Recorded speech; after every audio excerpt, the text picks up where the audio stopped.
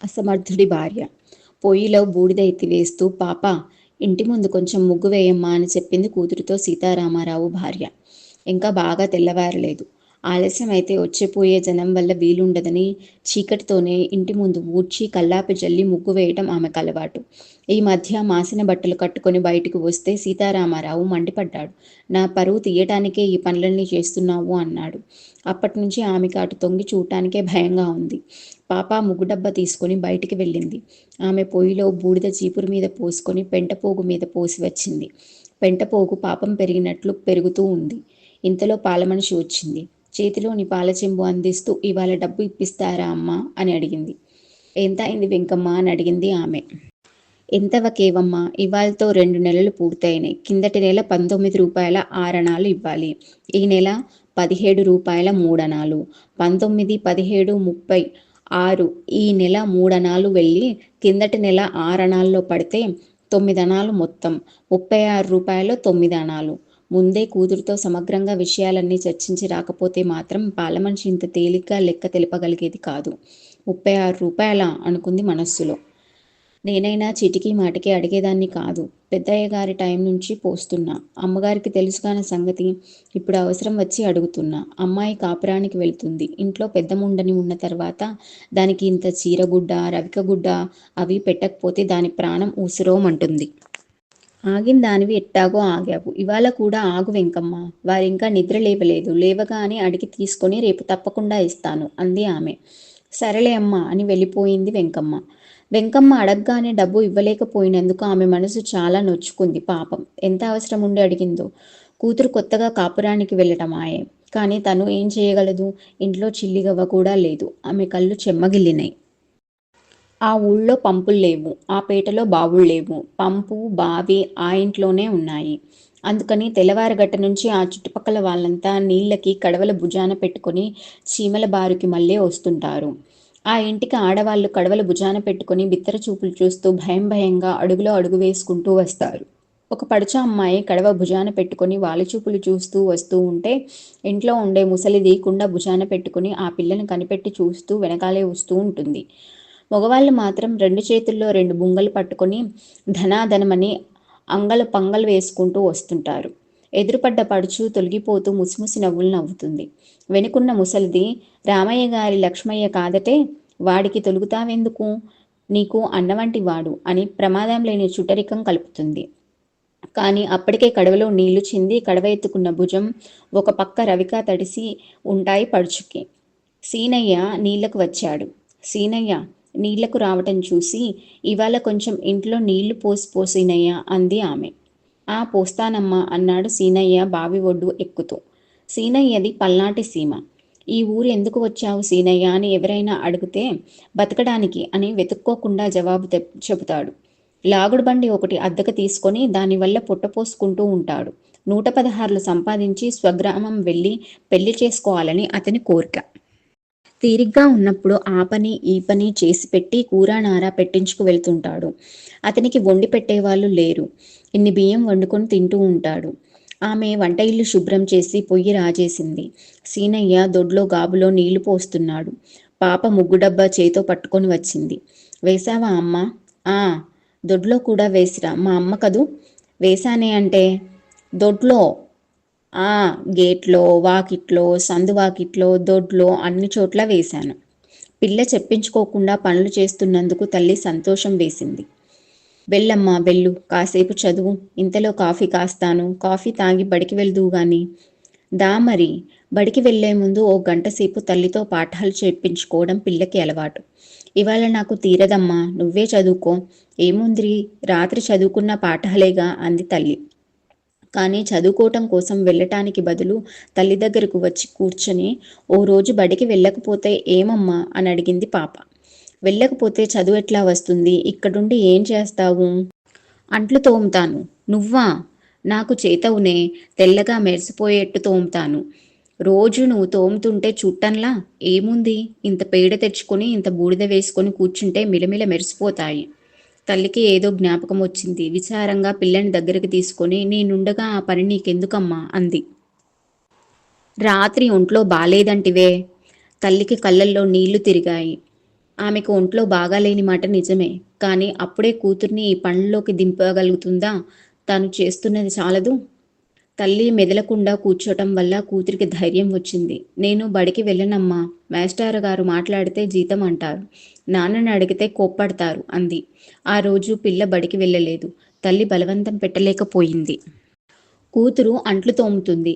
తల్లి కూరగాయలు బేరం చేస్తుంది. మొన్న దోసకాయలు ఇచ్చి వెళ్ళావు. అన్నీ చేదు విషాలైనాయి. ఒక్క కాయన్నా పనికి రాలేదు. నీ దగ్గర అంతా దండగ బేరంగా ఉంది. నా దొడ్లో పండినాయా తల్లి, మారు బేరానికి అమ్ముకునే ముండని. నా మట్టుకు ఏం తెలుస్తుంది? వాళ్ళు ఇస్తారు, నీ వేసుకొస్తాను. మీ బోటి మహారాజులు కొంటే 4 డబ్బులు మిగిలితే నా పొట్ట నిండుతుంది. ఇవాళైనా మంచి కాయలు తెచ్చావా? మంచి అనే తెచ్చా. మంచివి కాకపోతే నా మొహం ఎవరు చూస్తారు? ఈ ముసల్ది మంచి కాయలు తేదని తనకు తెలుసు. చౌకబారాలు తెచ్చి వేసుకొని వచ్చి గిట్టని చోట గిట్టినట్టు ఇచ్చిపోతుంది. అయినా కొనక తనకు తప్పేదేముంది? మార్కెట్కు పంపడానికి ఇంటిలో డబ్బు లేదు. ఈ ముసల్దైతే రేపు రమ్మంటే వస్తుంది. బెండకాయలు ఎట్లా ఇస్తున్నావు? తీసుకోండి ఎంతకో ఒకంతకి అని తక్కడ తీసి తుయ్యబోయింది. ఎంతకిస్తావో చెప్పు. ఇప్పుడే ఇచ్చేస్తున్నా. కొంటోరమ్మా, అడగండి. ఎంత? ఎంతో. మీతో అబద్ధం చెబుతానా? సవ్వాసేరు పావలా. పావలానా? ముసల్దానా, నీకు పిల్లా జల్లా లేరు కదా? ఈ డబ్బంతా ఏం చేస్తున్నావే అని నవ్వుతూ అడిగింది ఆమె. సరే తీసుకోండమ్మా, 3 అణాలు చేసి ఇస్తాను. బెండకాయలు, బీరకాయలు, పచ్చిమిరపకాయలు ఇచ్చింది. కాకరకాయలు కూడా తీసుకోమని బ్రతిమాలింది. లేకపోతే డబ్బు ఇప్పుడే ఇమ్మంటుందేమో అని ఆమె ఒప్పుకుంది. దానికి ఆ కాకరకాయలు ఎక్కడా అమ్ముడు కాలేదని, తనకు అంటగట్టి వెళ్ళాలని చూస్తూ ఉన్నదని ఆమెకి తెలుసు. కానీ ఏం చేస్తుంది? ముసల్ది కాకరకాయలు కూడా ఇచ్చి డబ్బు అడిగింది. చిల్లర లేదు, రేపు వచ్చినప్పుడు కనపడు, ఇస్తా అంది. సరేలే అమ్మా అని ముసల్ది వెళ్ళిపోయింది. అంతే చాలనుకుంది ఆమె. ఇంతలో సీనయ్య ఇంట్లో నీళ్లు పోసి వచ్చాడు. కొంచెం బజారుకు వెళ్ళి రావాలి సీనయ్య అంది ఆమె. వెళ్తా. కట్టెలు తెచ్చిపెట్టాలి. డబ్బివ్వండి, తెస్తాను. కానీ డబ్బెక్కడిది? ఆమె డబ్బు కోసం లోపలికి వెళ్ళినట్టు వెళ్ళింది. దొడ్డిగోడ దగ్గరికి వెళ్ళి పక్కింటి కాంతమ్మను పిలిచింది. కాంతమ్మక్క, 5 రూపాయలుంటే బదిలిస్తావా? మొన్న జాకెట్ కుట్టించాను. కుట్టుకూలి ఇవ్వాలి. వారిని అడగటానికి మనసు నొప్పటం లేదు. మొన్న 100 రూపాయలు పెట్టి చీరలు కొన్నానే, అప్పుడే మళ్ళీ ఖర్చా అని నొచ్చుకుంటారేమో అని భయంగా ఉంది. 2 రోజుల్లో నాన్న వస్తాడు, రాగానే ఇచ్చివేస్తాను అని అడిగింది. ఇంట్లో 5 రూపాయలు లేవంటే లోకువాని, తన భర్త గౌరవానికి ఎక్కడ లోపం వచ్చి పడుతుందో అని తప్పంతా తన మీదే పెట్టుకుని అడిగింది. అయ్యో దానికేమమ్మా, ఇబ్బంది ఎవరికైనా వస్తుంది అని కాంతమ్మ డబ్బు తెచ్చి ఇచ్చింది. ఆ డబ్బు సీనయ్యకిచ్చి 2 చిలకల కట్టపెళ్లి తెచ్చిపెట్టు నాయనా అంది. సీనయ్య బజారు వెళ్ళడానికి 2 అడుగులు వేశాడు. చూడు సీనయ్య, ఎట్లాగో బజారు వెళ్తున్నావు గనక వచ్చేటప్పుడు ఒక సవాషేరు వెన్నపూస కూడా తెచ్చిపెట్టు. కట్టెల అడితి, వెన్నపూస కొట్టు 2 ఒక చోట కాదు. ఆ సంగతి ఆమెకి తెలుసు. అందుకనే 2 పనులు ఒకేసారి చెబితే ఏమన్నా అనుకుంటాడేమోనని ఈ విధంగా చెప్పింది. సీనయ్య డబ్బు తీసుకుని కట్టెలు కట్టుకురావడానికి డొక్కనారు తాడు తీసుకుని బజారుకు వెళ్ళాడు. వెంటనే ఆమెకు వెచ్చాలు అయిపోయినాయనే సంగతి జ్ఞాపకం వచ్చింది. పాప కోసం వెతికింది. అంట్లు తోముతున్న ఆ పిల్లలను చూచేటప్పటికీ విచారం, ఆనందం 2 ఒకేసారి కలిగాయి. అంట్లు తోమాల్సి వచ్చినందుకు విచారం, తోముతున్న వైఖరికి సంతోషం. చేతుల నిండా పేడ, మొహం నిండా బూడిద పూసుకుంది పాప. నాపరాతి మీద చతికిలబడి కూర్చుని కాళ్ళారజాపి అంట్లు తోముతూ ఉంది. చేతి ఊపుకి తగినట్టుగా తల ఊపుతూ ఉంది. ఒకసారి ఇట్లారా పాప అని పిలిచింది తల్లి. చేతిలో పని తెమలనియ్యి అని సమాధానం చెప్పింది పాప. పని ఆపలేదు, తల ఎత్తలేదు. కొంచెం సుబ్బయ్య కొట్టుకు వెళ్ళి వెచ్చాలు తెచ్చిపెట్టాలమ్మా అన్నది తల్లి. సుబ్బయ్యది చిల్లర కొట్టు. వాళ్ళ ఇంటి దగ్గరలోనే ఉంది. అక్కడ వాళ్లకు ఖాతా ఉంది. అక్కడి నుంచి అప్పుడప్పుడు వెచ్చాలు తేవటం పాపకి అలవాటే. కావలసినవేవో రాయి, తెస్తా అంది పాప. ఇంట్లోకి కావలసిన సరుకుల కాగితం మీద రాసి ఇచ్చింది తల్లి.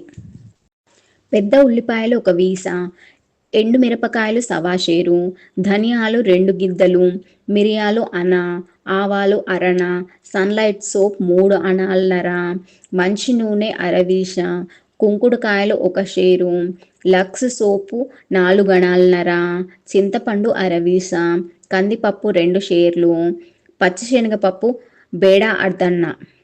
పాప చేతులు కడుక్కొని లంగాకి తుడుచుకొని తడి కాకుండా 2 వేళ్లతో కాగితం పట్టుకుని చదువుకుంది. 2 సబ్బులు ఎందుకమ్మా? 1 బట్టలు ఉతుక్కునే సబ్బు, నీ చీర ఉతుక్కోటానికా? ఆ, నీ చీరకు వేరే ఓ సబ్బు కావాలేం అంటూ పరిగెత్తింది పాప. సీనయ్య కట్టెలు తెచ్చి వంటింట్లో వేశాడు. కోమటి ఇంటి నుండి 4-5 సార్లు తిరిగి చిన్న సంచితో సరుకులన్నీ ఇంటికి చేర్చింది పాప. సీనయ్య వెన్నపూస కూడా తెచ్చాడు. ఆమె సరుకులన్నీ సర్ది ఒక్కసారి నిట్టూర్పు విడిచింది. ఇవాల్టికి గట్టెక్కినట్టే కాపురం ఒకరోజు గడిచింది అనుకుంది. కానీ ఒక ప్రక్కన ఆమెకు బాధగానే ఉంది. తుమ్మితే ఊడే ముక్కుగా కాపురం ఎన్నాళ్ళు జరుగుతుంది? ఎంత దూరం ఆలోచించి చూసినా ఒడ్డు కనపడటం లేదు. ఆలోచించిన కొద్దీ భయంకరమైన అలలే కనిపిస్తున్నాయి. అలల తాకిడికి ఈ ఓడ ఎప్పుడు పుట్టుకుమన్నా అనొచ్చు. కాఫీకి పొయ్యి మీద నుంచి పాలు దింపుతూ చేతులు చూచుకుంది. అంట్లు తోమటం వల్ల గోళ్లు అరిగినాయి. ముంజేతులు మసితో నల్లబడి ఉన్నాయి. అరచేతులకు ఇదివరకున్న మృదుత్వం లేదు. తన ఆకారం, స్వభావం అన్నీ మారిపోతున్నట్లు ఆమె భావించుకుంది. ఇంకా ఎక్కువ దూరం ఆలోచించటానికి భయం వేసింది. నాన్న లేచారేమో చూడమ్మా. లేవలేదే ఇంకా. లేపమ్మా, కాఫీ ఆరిపోతుంది. నేను లేపను బాబూ, కోప్పడతారు. ఈ మాటలు విని కాఫీ కలుపుతూ అలాగే ఆలోచిస్తూ కూర్చుంది ఆమె. ఆమెకు తన చిన్నతనం, తన చదువుకున్న రోజులు, ఆనాటి తన ఊహలు అన్నీ జ్ఞాపకం వచ్చి ఉంటాయి. తన గురుకులంలో చదువుకున్న రోజులే తన జీవితంలోకెల్లా మంచి రోజులు అనుకుంది. భర్తలను చూడవలసిన విధం, పిల్లలను పోషించవలసిన పద్ధతి వాళ్ళు బోధిస్తుంటే ఎన్ని తియ్యని ఊహలు ఊహించుకునేది. నిజంగా తన పెళ్ళి అయినప్పుడు కూడా అంతా తన్ను అదృష్టవంతురాలే అనుకున్నారు. తను అలానే అనుకుంది కానీ అనుభవానికి వచ్చేటప్పటికి అంతా తారుమారైంది. తప్పు ఎక్కడుందో తెలియటం లేదు. అమ్మ కాఫీ ఆలోచిస్తూ అటు కాఫీ ఆరబోస్తున్న సంగతి మర్చిపోయింది. కాఫీ చిందిపోతూ ఉంది. ఆమె సర్దుకొని నాన్నని లేపమ్మా అంది. నేను లేపనంటే? మా అమ్మవు కదూ, కోప్పడతారంటే? కోప్పడితే నాన్న అన్న తర్వాత ఆ మాత్రం కోప్పడరు? వెళ్ళమ్మా, కాఫీ ఆరిపోతే నాన్న తాగరు. ఆమె కళ్ళ వెంట 2 కన్నీటి చుక్కలు రాలినాయి. మొన్న ఆలస్యంగా లేచి కాఫీ ఆరిపోయిందని నిద్ర లేపటమే నీకు కష్టమైపోయిందా అని కోప్పడ్డారు. నిన్న కూతురు లేపితే నిద్ర లేపినందుకు కోప్పడ్డారు. నేను చేసిన తప్పేమిటి అనుకుంటూ కూర్చుంది. తల్లి విచారంగా ఉండటం చూచి మాటల్లోకి దింపాలని ప్రయత్నించింది. వెళ్తా లేవే. సరే గాని నాన్న పెద్దవాడు గదా, అన్నీ తెలుసా అని అడిగింది. అన్నీ తెలుసునమ్మా. మరి 9-13 ఎంత నాన్న అంటే నాకు తెలియదు అన్నారే అని అడిగింది. ఏదో ఆలోచిస్తూ అన్నారు గాని ఆ మాత్రం నాన్నకు తెలియదటే అంది. తెలియదమ్మా ఒట్టు. మొన్న నక్షత్రాల్లో ఏముంటుంది నాన్న అని అడిగితే నాకు తెలియదని కోప్పడ్డారు అంది కూతురు. నిజమమ్మా, నువ్వడుగు. గాలి ఎట్లా వస్తుందో చెప్పమను. ఆకాశం ఎంత ఎత్తున ఉందో చెప్పమను. కొబ్బరి చెట్టు ఏ ఏ పనులకు పనికొస్తుందో నూనె చేయు విధానము చెప్పమను. తండ్రికి ఏమేమి రావో కూతురు ఇట్లా చెప్పుకుపోతుంటే ఆమెకు నవ్వొచ్చేసింది. వెంటనే తన చిన్నతనం జ్ఞాపకం వచ్చింది. ఆడవాళ్లకు ఎంత తెలివి ఉండి ఏం లాభం? అది రాణింపుకు వచ్చే వీలేది. ఆ తెలివి బయటపడే అవకాశం భర్త ఇవ్వలేకపోతే అంతా బూడిదలో పోసిన పన్నీరు అవ్వవలసిందే. ఈ పిల్ల జాతకం ఎట్లా ఉందో అని ఆలోచిస్తూ కూర్చుంది. కూతురు నెమ్మదిగా లేచి తండ్రిని లేపటానికి వెళ్ళింది.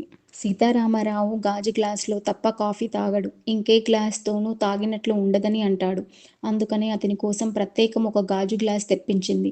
అది పిల్లలు ఎక్కడ పలగొడతారో అని భయంతో అతను కాఫీ తాగ్గానే అలమారాలో దాస్తుంది అతని భార్య.